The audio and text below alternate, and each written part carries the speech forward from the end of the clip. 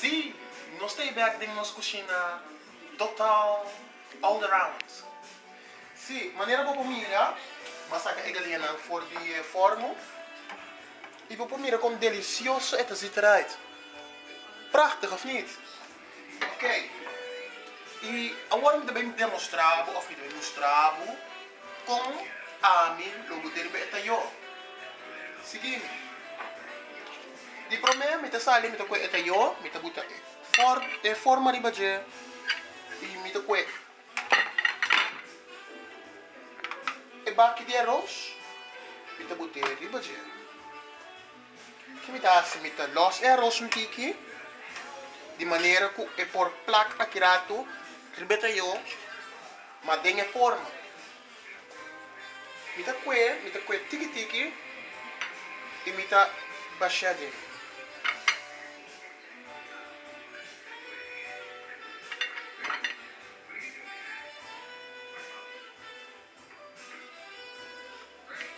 Mi da quelle tiki para evitar que é por baixa no outro caminho na maneira assim aqui.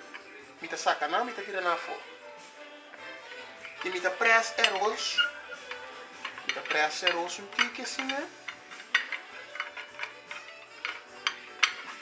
E mi da saca ele fora de forma. Prachtig, of niet? E agora nós seguimos com a galinha.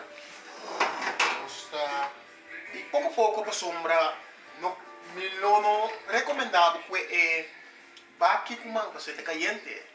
E vou por queima. Assim que nós estamos é para uma galinha.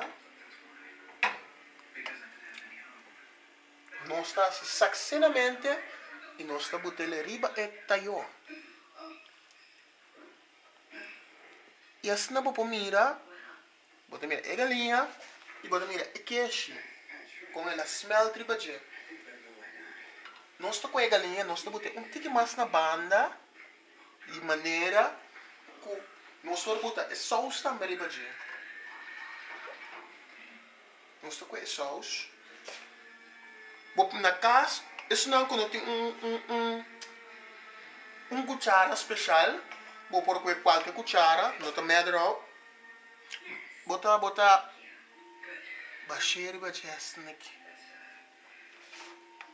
Ups, não sou xixi da yonti aqui, mas sem problema. Bota o luki, bota limpia ali. E lá nós, já, agora que já não tem mestre, vou pôr buscar kruiden of algo de dorna, então bota ele ali arroz. Bota assim que bonita na bosmak. Bota assim na bosmak, qual está prachtig para televidente não que mira nós, para mira e desfrutar de sua boa comida, de nossa cozinha all around. Hace mucho picalor.